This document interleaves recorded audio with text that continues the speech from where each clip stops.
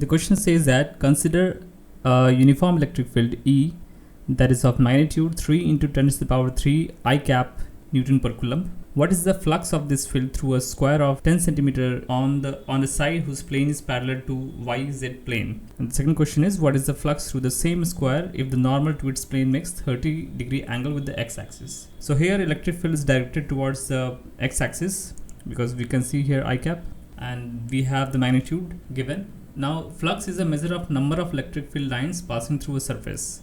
So the surface here is in the subject is square of side 10 centimeter, that is 0.1 meter in length.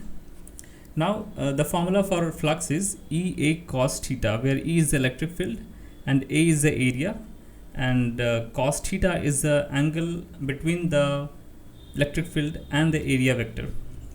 So here in the first case the square is just perpendicular to the x-axis, so its area vector is going to be in the direction of x-axis. Now the angle between area vector and the electric field is going to be 0, so we can substitute cos 0 over here. Now the flux in the first case would be 30 Newton meter square per Coulomb. Now in the second case we see that the square has been tilted and it is making now 60-degree angle with the x-axis. So here theta would be equal to 60 degree.